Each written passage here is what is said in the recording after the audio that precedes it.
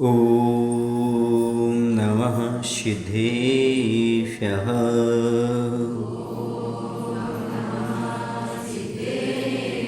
ॐ नमः सिद्धेभ्यः।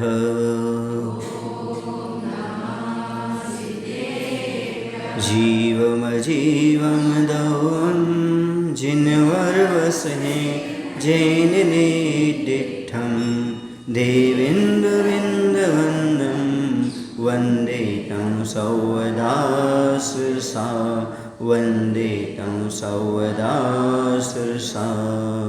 बोलिए अहिंसा परमो धर्म की, आचार्य नेमिचंद महाराज की, आचार्य गुरुदेव भुवन श्री विद्यासागर जी महाराज की, नवाचार्य श्री समय सागर जी महाराज की जय।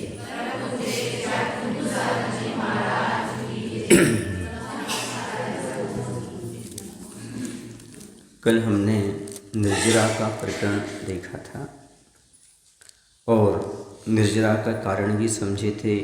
व्रत है, समिति है, गुप्ती है, धर्म, अनुपेक्षा, परिचय, जय और चारित्र्य, ये सब संवर और निर्जरा के कारण हैं।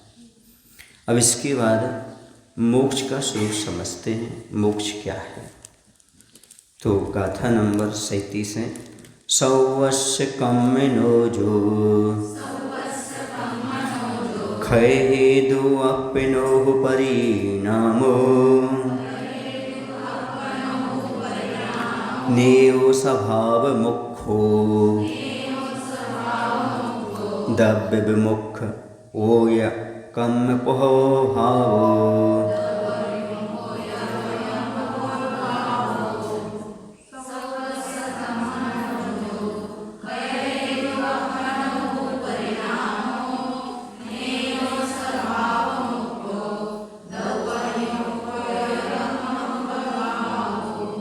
जो अपनो, जो आत्मा का परिणामो परिणाम, सौवस्य समस्त कम्मनो कर्मों के क्षय हेतु, क्षय होने का हेतु या कारण है। सा वह परिणाम ही हु भाव मुखो, भाव मोक्ष नेयो जानना चाहिए। या और कम्मपोह भावो और ज्ञानवर्ण आदि द्रव्य कर्मों का छूट जाना द्रव्य विमुखो, द्रव्य मोक्ष है। यहाँ पर भाव मोक्ष और द्रव्य मोक्ष की बात कही गई। पहली चीज़ तो मोक्ष किसे कहते हैं? छूटने का नाम मोक्ष है। किसका नाम मोक्ष है? छूटने। किससे छूटना? तो बंध के हेतु के अभाव और निर्जरा से सब कर्मों का अत्यंतिक क्षय होना सो मोक्ष कहलाता है। समझ गए? पूर्ण रूप से कर्मों का आत्मा से छूट जाना, झड़ जाना, निर्जरित हो जाना, यह कहलाता है मोक्ष। समझ आए ना? संपूर्ण रूप से कर्म आत्मा से छूट गए तो मोक्ष हो गया। कल पढ़ा था एक देश कर्मों का छूटना सो निर्जरा है और सभी कर्मों का छूट जाना सो मोक्ष है। समझ गए हैं? मुमुक्षु जो मोक्ष की इच्छा रखता है, छूटने की इच्छा रखता है, वो मुमुक्षु है। समझ गए? और मोक्ष क्या है? मुक्ति हो जाना, समस्त कर्मों से छूट जाना सो मोक्ष है। मोक्ष दो प्रकार का होता है, भाव मोक्ष और द्रव्य मोक्ष होता है। भाव मोक्ष क्या है? तो भाव मोक्ष का अर्थ है आत्मा के परिणाम जो सब द्रव्य और भाव रूप मोहिनी आदि चार घातीय कर्मों के नाश का कारण है, वह भाव मोक्ष कहलाता है।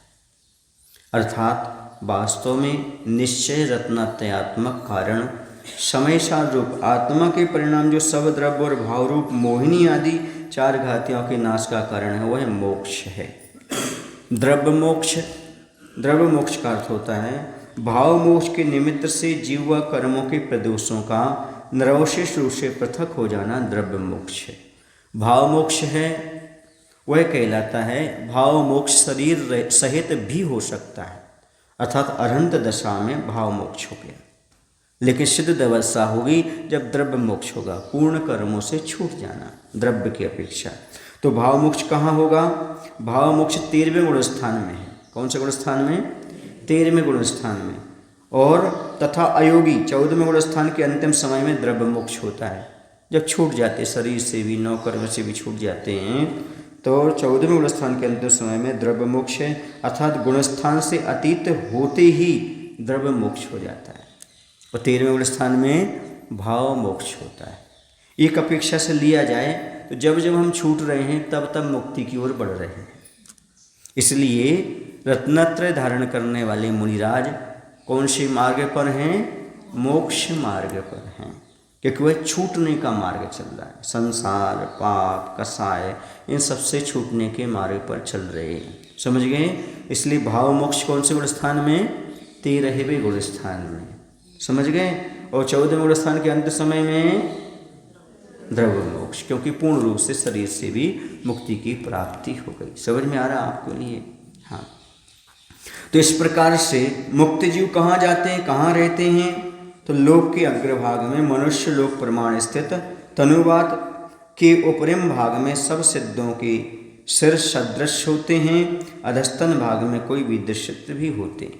सिद्ध जाकर के सीधे ऊपर से बराबर होते, चाहे उनके शरीर का मतलब आत्मा के प्रदेशों का आकार 3.5 हाथ का हो, चाहे 500 धनुष का हो, सुन रहे ना, तो उनका ऊपर से बराबर रहेगा, नीचे से आकार विदृश्य रहेगा, ऊपर से समान रहेगा। ऐसे लोग के अग्रमण भाग में जाकर के स्थित हो जाते हैं। कौन? सिद्ध भगवान सिद्ध शिला में जाकर के विराजमान होते हैं।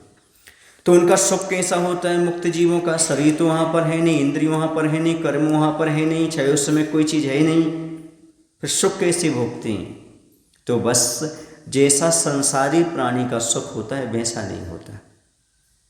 संसारी प्राणी का सुख कैसा होता है? दुख से मिश्रित होता है, आकुलता वाला होता है, इंद्रियजन्य होता है, छूटने वाला होता है, कर्माधीन होता है। लेकिन भगवान का सुख अतीन्द्रिय होता है, कर्म निरपेक्ष होता है, अव्याबाद होता है, अनंत काल तक एक सा बना रहने वाला होता है, कोई परिवर्तन आने वाला नहीं होता, कोई आकुलता नहीं होती, निराकुलता रहती है। ऐसा उनका सुख होता है। इनका सिद्ध भगवान का इस प्रकार सुख हुआ करता है। यदि हम समझें तो निज आत्मरूप उपादान कारण से सिद्ध स्वयं अतिशय युक्त, समस्त बाधाओं से रहित, विशाल वृद्धि और ह्रास से रहित, विषयों से रहित, प्रतिपक्ष से रहित, अन्य द्रव्यों की अपेक्षा से रहित, उपमा रहित, अपार, शाश्वत, सर्वकाल में उत्तम तथा अनंत सारभूत परम सिद्धों का सुख हुआ करता है। समझ गए?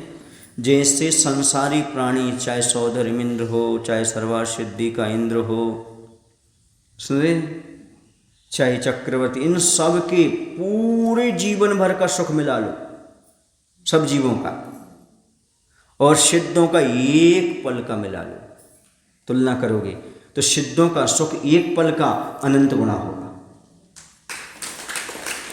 संसारी प्राणी के सबका सुख मिला लो, सबका सुख जीवन भर का ले लो, है ना, और सिद्धों का एक पल का, तो वो अनंत गुना ही होगा, क्योंकि अतीन्द्रिय है, उसकी कोई उपमा दी ही नहीं जा सकती।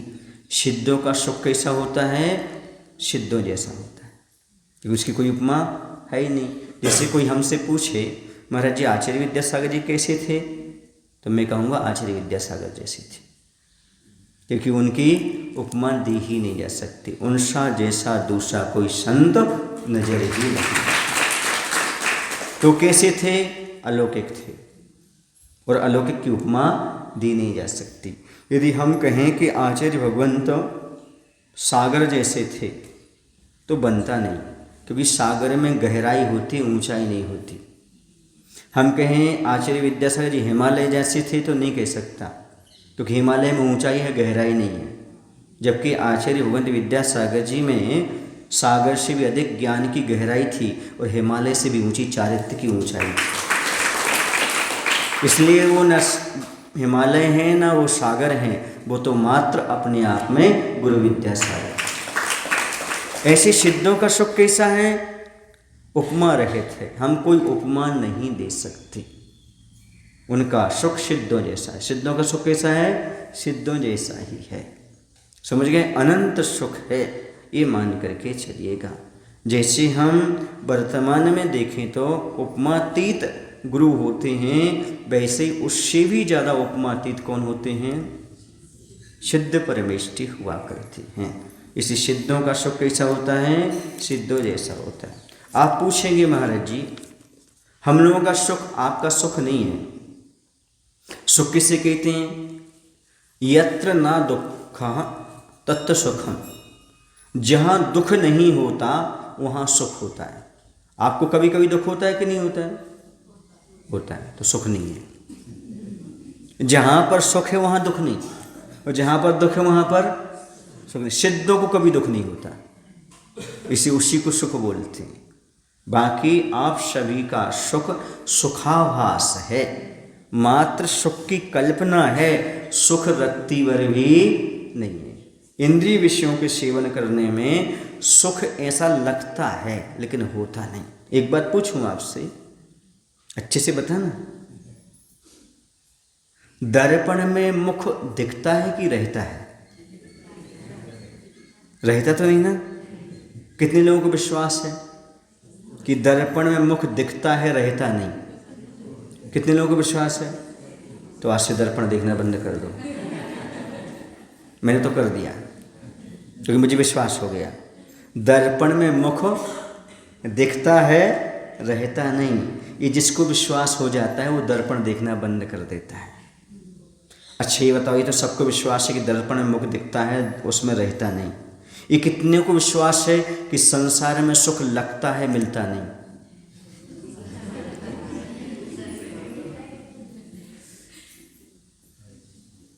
समझ रहे? जैसे दर्पण में मुख दिखता है उसमें रहता नहीं, वैसे ही संसार में सुख मिलेगा मिलेगा ऐसा लगता है, लेकिन वास्तव में संसार में दुख सुख मिलता नहीं। ये जिसको विश्वास हो जाए कि दर्पण में मुख दिखता है, रहता नहीं, उसे दर्पण देखने की जरूरत नहीं, वो देखेगा भी नहीं। ऐसे जिसको ये विश्वास हो जाए कि संसार में सुख लगता है, मिलता नहीं, ऐसा जिसे विश्वास हो जाता है वो संसार सुख को छोड़ करके वैराग्य धारण करके शाश्वत सुख की ओर बढ़ जाता है। अब देखना जरा दर्पण को अच्छी तरह से, उसमें मुख दिखेगा, मिलेगा नहीं, रहेगा नहीं। इसे संसार में लगता है कि सुख है, लेकिन वास्तव में संसार में सुख है नहीं। ये मात्र जब आप थोड़ा सा जाते हो दर्पण के सामने, तब दर्पण में थोड़ा आपका चेहरा झलक जाता है, फिर बाहर आए गए। ऐसे ही आपको थोड़ा सा कुछ होगा, लगा सुख सा है, बाकी बाद में फिर दुख ही मिलना है, ये निश्चित है। हर वस्तु के पीछे प्रतिबिंब छुपा होता है, हर खुशी के पीछे गम छुपा होता है। दुनिया में उससे बड़ा कोई दोस्त नहीं होता, सब जुदा होते हैं पर गम जुदा नहीं होता। गम कभी जुदा होने वाला नहीं आपकी ज़िंदगी से। जब पाओगे अपने पास गम को पाओगे। इसलिए मैंने देखा कि अपने पास गम है तो मैंने गम से दोस्ती कर ली, तो मैं गंभीर हो गया। जो गम से दोस्ती करते हैं वो गंभीर हो जाते हैं, अपने आप में गंभीरता का परिचय देते हैं, सुख दुख में आकुलता नहीं करते। ये तो हो नहीं है, दुख तो साथ छोड़ेगा ही नहीं जब तक जीवन है, जब तक दुख साथ छोड़ने वाला नहीं है। क्योंकि संसार का नाम ही दुख है, दुख का नाम ही संसार है, अभाव का नाम ही संसार है। इस श्रद्धान रखने वाला व्यक्ति दुख में कभी दुखी नहीं होता, बल्कि वस्तु स्वरूप विचार खुशी से सब दुख संकट सहा करे। ये वस्तु का स्वरूप है, ऐसा विचार करके सारे दुख को, सारे संकटों को सहन करता रहता है। ये है अपने आप में लॉजिकल जीवन, यह है तर्कपूर्ण जिंदगी, यह है धर्ममय जिंदगी, यह है दुनिया में दुख को सहन करने की क्षमता जगाने की टिप्स, जिसके माध्यम से संसार में रह कर के भी समता परिणाम। और दुख आ रहा है नहीं तो आएगा ही, इसके बिना कैसे काम चलेगा? दुख के बिना काम चलने वाला नहीं। दुख से मत घबराओ प्राणी, दुख तो जीवन का श्रृंगार है, दुख तो जीवन का श्रृंगार है। यदि संसार में दुख ना होता तो किसी को वैराग्य ना होता, यदि संसार में दुख ना होता तो मंदिरों में कोई भक्त ना होता, यदि संसार में दुख ना होता तो कोई किसी को पूछता ही नहीं, परोपकार दया सब समाप्त हो जाते। मैं कहता हूँ दुख अच्छी चीज़ है, और आदमी के पास होना चाहिए ताकि वो भगवान के नज़दीक रह सके, प्रभु के नज़दीक रह सके और अपने पाप कर्मों से बचने का प्रयास कर सके।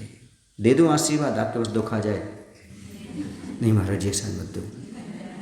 हम दें या ना दें, दुख से तो छूटने वाले हो नहीं, दुख तो मिलने वाला है ही। कहीं चले जाओ तुम, कहीं दुनिया में, ऐसा नहीं गांव बदल लो, देश बदल लो, आयु बदल लो, कुछ लोग आत्महत्या करके चले जाते दुख से परेशान होकर, वहाँ दुख मिलेगा। कर्म थोड़ी छोड़े, कर्म तो हर जगह जाएगा। इसलिए आत्महत्या के भाव तो कभी जीवन में लाने ही नहीं, क्योंकि कर्म है। जब तक संसार, जब तक दुख मिलेगा, प्रकार बदल जाएगा, है ना। कई पत्नी से दुख मिलेगा तो कई पुत्र से मिलेगा, कई पुत्र से मिलेगा तो कभी नरकों में दुख मिलेगा, क्षेत्र से दुख मिलने लगेगा, जमीन से दुख मिलने लगेगा। आप कहाँ बदलना चाहते? कुछ मत बदलो। याद रखो, देश गांव आदि मत बदलो। यदि आप सुखी रहना चाहते हो दुखमय संसार में भी, तो न गांव बदलो, न देश बदलो, न परिवार बदलो, न जीवन साथी बदलो, न कुछ मत बदलो। बदलना है तो अपने सोचने का तरीका बदल दो। अपने आप दुख में भी सुख आपको महसूस होगा। यदि तरीका नहीं बदलोगे सोचने का, कहीं चले जाओगे सृष्टि में, कहीं भी सकारात्मकता सुख नजर नहीं आएगा। और आपकी दृष्टि में सकारात्मकता है, समझ रहे ना। आपकी मन रूपी कंप्यूटर में यदि पॉजिटिव थिंकिंग का सॉफ्टवेयर फिट है, आप कहीं चले जाओ, आपको दुख में भी सुख का अनुभव। तो ये संसार दुखमय है, बिल्कुल भी सुख नहीं। इसलिए तो छूटने की बात करते हैं कि हमें मुक्ति का लाभ हो, वरना मोक्ष कौन जाना चाहता है? मोक्ष में कोई काम ही नहीं है, और आप काम के बिना रहते नहीं हो, समझे ना। हाँ, वह नाम भी नहीं है, कोई नाम नहीं है मोक्ष में, कोई नाम नहीं है, कोई काम नहीं है। फिर क्या करना है? माँ सुख का अनुभव करना है। अरे इतनी अच्छी ज़िंदगी है, हाँ इतनी अच्छी ज़िंदगी है, वहाँ पर कुछ करना नहीं है ना, कुछ विकल्प ही नहीं वहाँ पर, माँ सुख का अनुभव। और कब तक? अनंत काल तक सुख का अनुभव मुक्ति में होता है। इसलिए मोक्ष मार्ग का पुरुषार्थ करना पड़ता है, 2-5 भव परिश्रम करना पड़ता है, इंद्रिय विषयों को छोड़ना पड़ता है।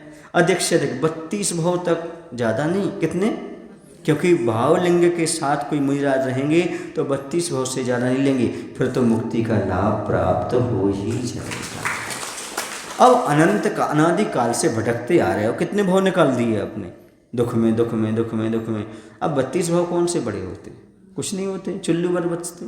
इसलिए ये भव अच्छी से साधना के साथ निकालो, फिर देखो आप आगे कितना आनंद आता है ना। और वर्तमान में इंद्रिय सुखों में पड़ गए तो शाश्वत सुख को भूल जाते हैं। जिसकी दृष्टि में दीर्घता है, जिसकी दृष्टि में दूरदृष्टि है, वह वर्तमान में पंचम कालीन विषयों में पड़ेगा ही नहीं, दूरदृष्टि वाला। क्यों? क्योंकि उसकी दृष्टि ये है, आयु कितनी सी है, 120 वर्ष अधिक से अधिक। अब तो 60-70 बहुत हो जाती है ना, इतनी आयु बहुत है। इतनी आयु में क्या विषयों को भोगना, क्या संसार में क्या सुख मिल जाएगा। इसलिए अपने शरीर के माध्यम से संयम को धारण करो और अनंत काल तक सुखी रहो।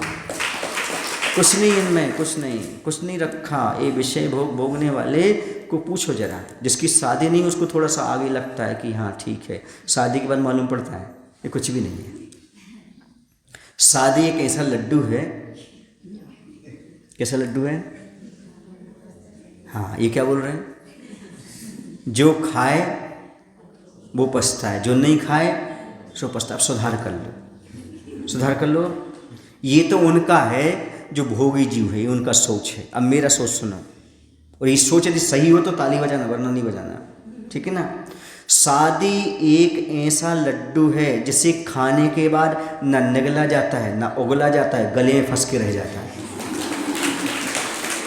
ये है सही सोच। उत्तम, शादी एक ऐसा लड्डू है जो खाने के बाद कहाँ फंस जाता है?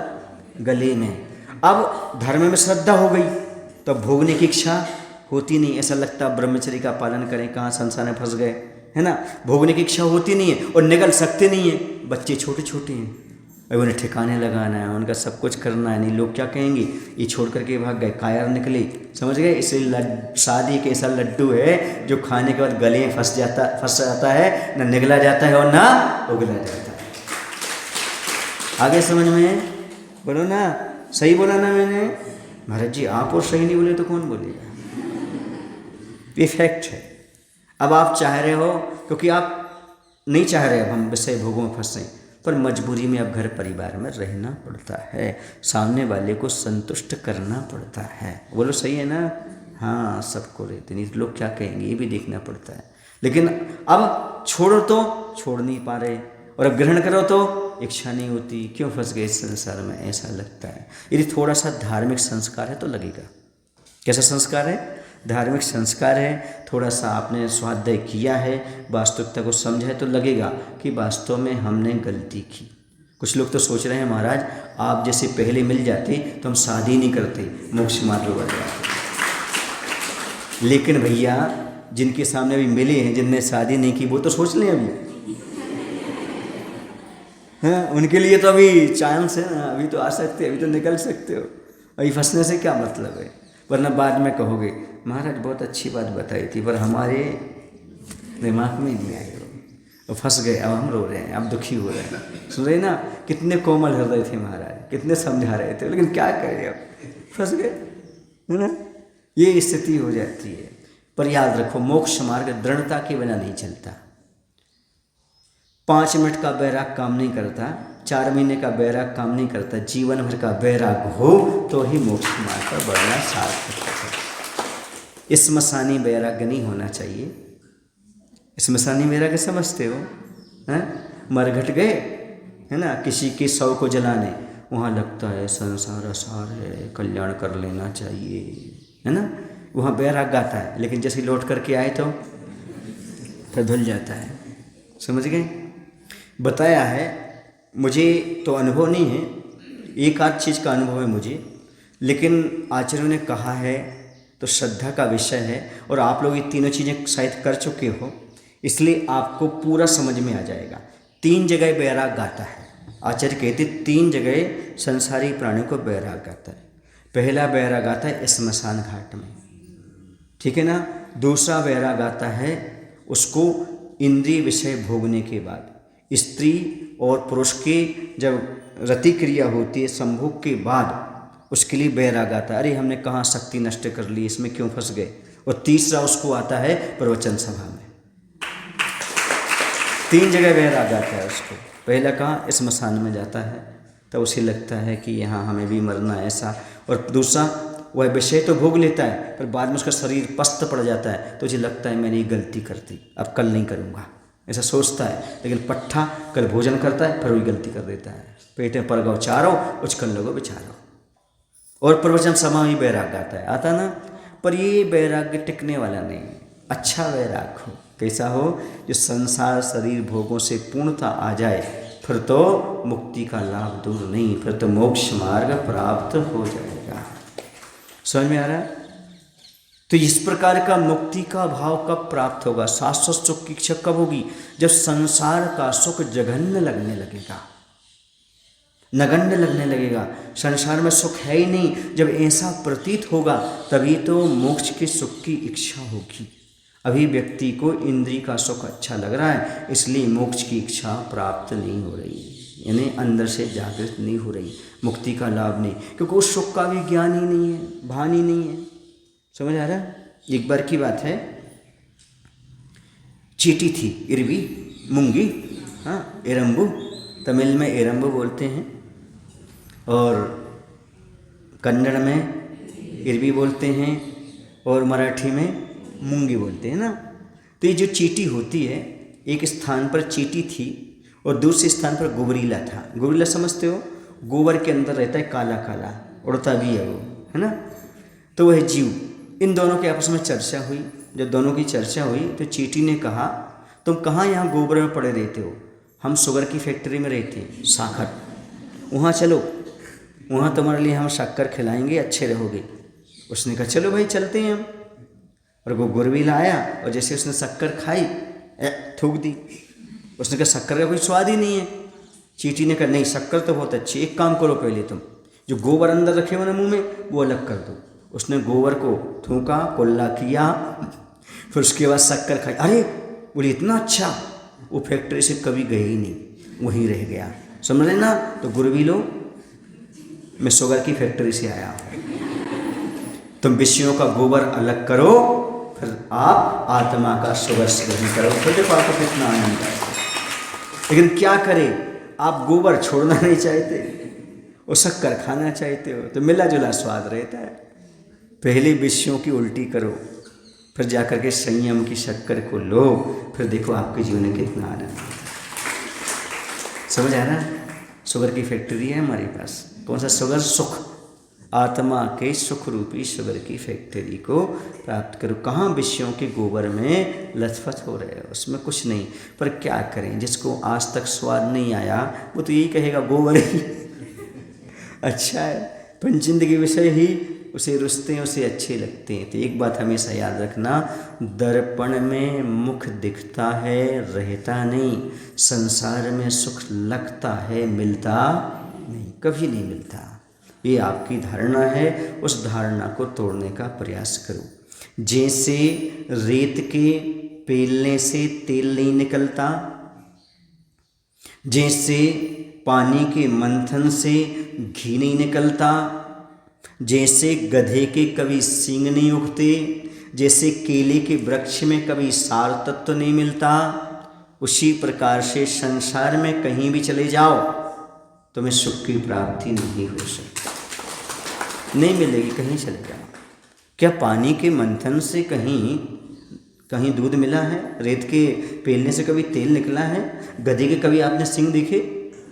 केले के वृक्ष में कभी सार तत्व देखा? लकड़ी देखी? नहीं देखी। कभी आकाश में फूल खिलते देखा? नहीं देखा। वैसे संसार में कभी सुख नहीं मिलता। ये श्रद्धा, ये विश्वास हमें लगातार होना चाहिए, क्योंकि यह श्रद्धा यदि आपके अंदर बैठ गया तो यही आपके लिए आगे चल कर के मोक्ष मार्ग का बीज बनेगा, वरना मोक्ष मार्ग पर बढ़ने की इच्छा होगी ही नहीं। पहले संसार सुख का सही तरह से विवरण समझो। कहाँ है सुख? यदि संसार में सुख आदमी 3 जगह खोजता है, स्त्री यानी परिवार, भोजन और धन। पूरा जीवन इन तीनों को सजाने में निकल जाता है। किसमें? स्त्री माने परिवार, भोजन और धन। ये 3 में ही पूरा जीवन निकलता है। देख लेना आप अपना, 21 साल तक इंतजार करता रहता है पट्ठा, स्त्री मिलेगी स्त्री मिलेगी। कुछ तो 30 तक इंतजार कर रहे हैं, है ना? ये पूरा निकाल लेता है वो पूरा समय स्त्री की खोज में। फिर उसके बाद बचपन से भोजन की खोज में लग रहता है, और जैसे संभला तो पैसे की खोज में लग जाता है। इन 3 में ही तो पूरा जीवन निकाल देता है। लेकिन इन तीनों में सुख नहीं है। क्यों नहीं है? क्योंकि चक्रवर्ती के पास एक आध स्त्री नहीं थी, 96,000 थी, उसे भी तृप्ति नहीं हुई। 96,000 को भोगने के बाद तृप्ति नहीं हुई। सौधरविंद के पास कितनी इंद्राणी रहती हैं? 40 नील अपने जीवन में। कितनी? 40 नील निकल जाती हैं सौधरविंद के जीवन में, उसे भी स्त्री संतुष्टि नहीं हुई। तो तुम्हें कहाँ मिलेगी? तुम्हारी कितनी है? हाँ, वो भी भगवान भरोसे। उसमें सुख कहाँ से मिलेगा तुम्हारे लिए? अब भोजन की बात करें तो इंद्रों को अमृत का पान होता है। क्या करते हो? अमृत का भोजन करते हैं। भोगभूमि में कल्प वृक्षों से प्राप्त होता है। और चक्रवर्ती के 360 रसोइया होते हैं। भोजन बनाने में कितने होते हैं? 360। इनको भी तृप्ति नहीं हुई। आपको कितने रसोइया हैं आपके घर में? कितने प्रकार का है व्यंजन? तो कहाँ से आपके लिए तृप्ति हो जाएगी? सोचो, भोजन में भी तृप्ति नहीं, वो भी तृप्त नहीं हुई। अब धन, चक्रवर्ती के यहाँ कितनी निधियाँ होती हैं? कितने रत्न होते हैं? 9 निधियाँ, 14 रत्न होते हैं। यक्ष 32 यक्ष तो क्या करते हैं? सारी सेवा में, आपके शरीर की सेवा में लगे रहते हैं, चमड़ ढुराते हैं, सारी व्यवस्था होती है। उन सब के लिए भी धन से तृप्ति नहीं। कुबेर तो समुद्र की रचना करता है, कोई उनको तृप्ति नहीं हुई। आपके पास कितना है? कितने घोड़े हैं आपके पास? कितने हाथी हैं? कितने रत्न हैं? कितनी निधियाँ हैं? महाराज कुछ भी नहीं है। एक आध गैया हो तो बहुत बड़ी बात है ना? कुछ नहीं है। अब उनको तृप्ति नहीं हुई, सबसे आपको कैसे हो जाएगी? ये सारा चिंतन करो कभी बैठ करके, 5 मिनट चिंतन करो कि इन सबसे ये लोग तृप्ति का अनुभव नहीं किए। और क्या कह गए वो? संसार विषय सुख हो तो तीर्थंकर क्यों त्यागे। संसार में सुख होता तो तीर्थंकर क्यों त्याग करते। संयम से अनुरागी क्यों संयम से अनुराग रखते, क्यों संयम को ग्रहण करते। तीर्थंकरों को तो जीवन भर पूरा का पूरा जब तक घर में रहते हैं राजा बन करके रहते हैं और पूरे की पूरी सामग्री भोजन वस्त्र देवताओं के द्वारा आती। तीर्थंकर इस पृथ्वी की कोई चीज़ ग्रहण नहीं करते। सब कौन ला कर देते हैं, सारा भोजन पानी। बचपन में भी अमृत लगा के जाते हैं अंगूठे में। तीर्थंकर के देवता लोग वही अमृत का पान करते रहते हैं, बड़े होते हैं। इस पृथ्वी की कोई सामग्री ग्रहण नहीं करते।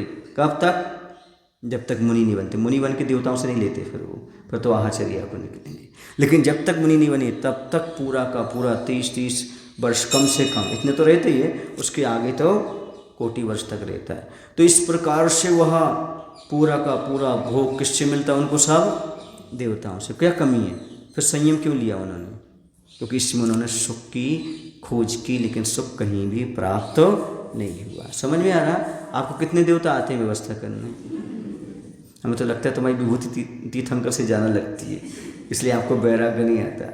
उनके पास इतना सब होने के बावजूद भी उन्होंने सब कुछ जीर्ण तृण सम त्याग दिया, यानी सूखे तिनके की जैसे छोड़ दिया। ये तो सूखा तिनका है, ऐसा मान करके उसका क्या कर दिया उन्होंने, त्याग कर दिया। बहुत महत्व है। वैभव के बीच में बैठ करके भव का कारण समझ करके छोड़ दिया। धन वैभव को भव का कारण मान के, संसार का कारण है ऐसा मान करके उन्होंने सबको छोड़ दिया। धन्य ऐसे तीर्थंकर भगवान। समझ रहे, हाँ, ये बहुत मार्मिक की बात है। चूँकि बात मोक्ष की आई है तो बताना तो पड़ेगा कि संसार का सुख कैसा है और मोक्ष का सुख कैसा है। यदि संसार में सुख होता तीर्थंकर क्यों मोक्ष का साधन करते, मोक्ष क्यों जाते। इसलिए बंधु, वह मोक्ष सुख हमारी कल्पना से उपमा से सबसे परे है। ऐसा वह शाश्वत सुख है। मैं तो ये सोचता हूँ, जब मुनि बनने के बाद इतना सुख होता है, अतिन्द्रिय सुख, इतना आनंद आता है उसमें, तो जब मोक्ष जाएंगे तो कितना सुख होता, कितना आनंद आता है, उसकी कल्पना नहीं कर सकते। कहा इंद्र को, हेमेंद्र को, नागेंद्र, इनको कोई सुख नहीं है। मुनि महाराज का एकांत में रह करके वो उपवास के साथ, ध्यान के साथ जो अंदर आनंद लेते रहते हैं आत्मा का, वो किसी जीव को, चक्रवर्ती इंद्रधनुष किसी को नहीं आता। क्यों नहीं आता, क्योंकि वो सब इंद्रिय सुख में पड़े हैं और महाराज आत्मिक सुख की खोज में लगे हैं। वो सुख संभव नहीं। इंद्रियों में मात्र शक्ति को, बल को नष्ट करना है। उस सुख में सुख नहीं है, बाद में दुख ही मिलता है। ज़्यादा आँखों से कोई चीज़ देख लो, आँखें दर्द करने लगेंगी, कान से सुन लो, कान दर्द करने लगेंगे, भोग भोगो, शरीर लस्त प्रस्त पड़ जाएगा। कहीं नहीं कोई सुख है, उसमें सुख है ही नहीं। जो सुख हमारे लिए इंद्रियों का दमन करने में, मन को बस में करने से, जो आत्मा का ध्यान करने से, वो अन्यत्र कहीं प्राप्त होता नहीं। इसलिए भाव मोक्ष है। ये कौन सा है, कर्मों से छूट रहे हैं, भाव निर्मल हो रहे हैं, ये भाव मोक्ष रूप चल रहा है। समझ में आ रहा है आपको। 13वें गुणस्थान में तो है ही, लेकिन कुछ ना कुछ तो अच्छा आनंद आता है, ऐसा लगता है। या जानासी अजानासी मोक्ष सौख्यम निरंतरम।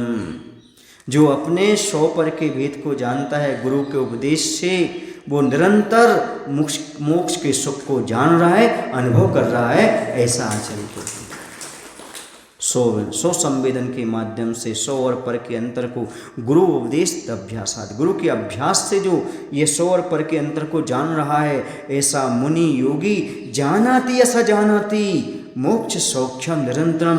वह जानता है निरंतर मोक्ष सुख को जान रहा है, ऐसा समझो। क्योंकि छूटने का सुख मोक्ष सुख है। पंच इंद्रिय विश्व से छूट गया, पाप से छूट गया, ये भी छूटने का सुख है, ये भी मुक्ति का सुख है। समझ आ रहा है।